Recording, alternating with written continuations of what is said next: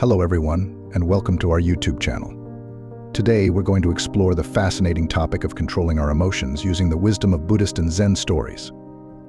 Emotions are a natural part of being human, but learning how to manage them can greatly enhance our well-being and relationships.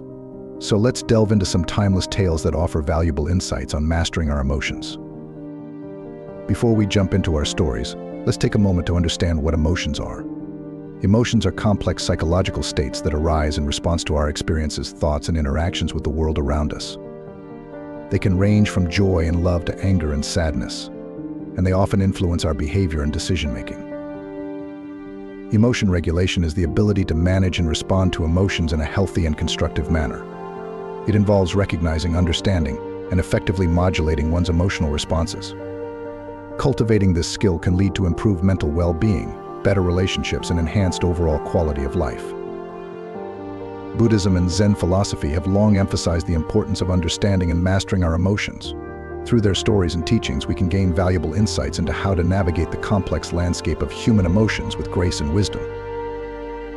Once the Buddha told a parable about a person who was struck by two arrows. The first arrow represents the inevitable pain and suffering that arises from life's challenges, such as illness, loss, and disappointment. The second arrow, however, represents the unnecessary suffering that arises from our emotional reactions to the first arrow. This story illustrates the Buddhist concept of dukkha, or suffering, and the idea that we have the power to minimize our additional suffering by controlling our emotional responses. The story of the two arrows reminds us that while we may not have control over external events, we have the ability to manage our internal responses to those events.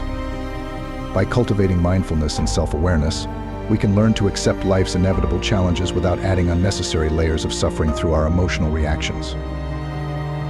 In another Zen story, a man is furious when he sees an empty boat drifting downstream and colliding with his own boat. However, upon discovering that the boat is empty, his anger dissipates. This story highlights the power of our perceptions and assumptions in shaping our emotional responses. The tale of the empty boat teaches us that our emotions are often influenced by our interpretations of events rather than the events themselves. By practicing mindfulness and challenging our assumptions, we can prevent unnecessary emotional turmoil and foster a greater sense of inner peace. Let's explore the story of a farmer who experiences a series of fortunate and unfortunate events. Each time something seemingly positive or negative occurs, his neighbor remarks, "We'll see." This story reflects the Buddhist principle of impermanence and the idea that our emotional reactions to events are often based on incomplete understanding. The story of the farmer encourages us to embrace the impermanent nature of life and the limitations of our understanding. By acknowledging that our emotional responses are influenced by our incomplete knowledge of a situation, we can cultivate a sense of equanimity and avoid being swept away by fleeting emotions.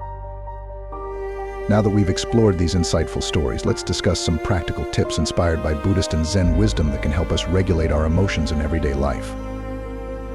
Practice mindfulness meditation to develop greater self-awareness and the ability to observe your emotions without being overwhelmed by them. Engage in deep breathing exercises to calm your mind and body, especially during moments of heightened emotional arousal. Cultivate compassion towards yourself and others, recognizing that everyone experiences emotional challenges. Pay attention to the physical sensations associated with different emotions, which can help you identify and manage them more effectively. Consider keeping a journal to reflect on your emotional experiences and gain insights into your thought patterns and triggers. In another Zen story, in a serene mountain monastery nestled amongst towering pines, lived a young and talented archer named Kaito. Kaito possessed exceptional skill, his arrows finding their mark with unfailing precision. He was the pride of the monastery, admired by his fellow students. However, Kaito harbored a hidden flaw of fiery temper. The slightest provocation could send him into a rage, his anger burning like a forest fire. This volatile side often overshadowed his archery prowess. One sunny afternoon, a renowned master archer from a neighboring monastery arrived for a friendly competition. This master, known as Sensei Hiroshi, was a legend, calm, collected, and a true embodiment of Zen philosophy. The competition began. Kaito, fueled by a desire to impress, fired arrow after arrow, each one hitting the target with impressive accuracy. But with each successful shot, his arrogance grew. When Sensei Hiroshi stepped up to take his turn, Kaito scoffed, muttering under his breath about outdated techniques. Sensei Hiroshi, unfazed by Kaito's disrespect, took a deep breath, centered himself, and then released a single arrow. It struck the bullseye with a resounding thud. The crowd erupted in applause. Kaito, enraged by Sensei Hiroshi's effortless mastery, stormed off the field. He retreated to a secluded grove, fuming about his perceived defeat. His anger boiled over, and he started firing arrows haphazardly, missing the target completely. Suddenly, a gentle voice interrupted his rage-filled rampage. It was Master Wu, the wise old head monk of Kaito's monastery. "Kaito, why are you so troubled?" "Master Wu, that arrogant old man stole the show. My aim was superior, but his single arrow bested them all." "My dear Kaito, true skill lies not just in hitting the target, but also in controlling your mind." "Controlling my mind? How can I do that when that man clearly cheated?" "Let me tell you a story. Emotions can often feel like untamed beasts, but through the timeless wisdom of Buddhism and Zen, we can learn to harness their power and find serenity within. Imagine a young monk troubled by his inability to control his anger. Seeking guidance, he approaches his wise master, who hands him a bag of nails. The master instructs him to hammer a nail into the monastery gate every time anger arises within him. At first, the young monk hammered nails with great fervor, but as time passed, he hammered fewer and fewer. Eventually, he no longer felt the need to hammer any nails. The gate stood as it was, and the monk had learned to master his anger. In another tale, two monks come across a maiden in need of help crossing a river. One monk carries her across while the other hesitates due to their vows. Hours later, the hesitant monk is still troubled, but the other monk reminds him to let go of the past and live in the present moment. These stories remind us that by letting go of attachments and living mindfully, we can control our emotions and find inner peace.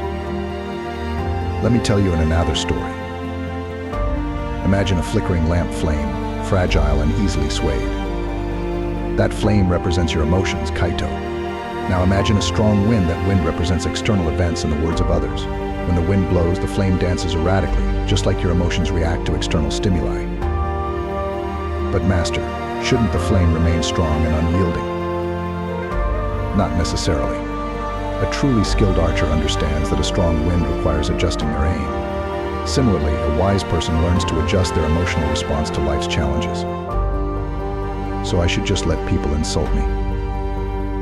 No, Kaito. It's about recognizing the source of your anger. Was it Sensei Hiroshi's skill or your own inflated ego that fueled your rage? Think of your mind as a still pond. When a pebble is thrown in, the water ripples and churns. But eventually the ripples subside and the water returns to its calm state. The goal is not to stop the pebbles from being thrown, but to allow your mind to settle back to its natural state of tranquility after each. As we come to the end of our journey, remember that the teachings of Buddhism and Zen are like guiding stars in the night sky. By practicing mindfulness, patience, and the art of letting go, we can navigate even the darkest of nights with grace and peace in our hearts. Thank you for joining me on this enlightening adventure.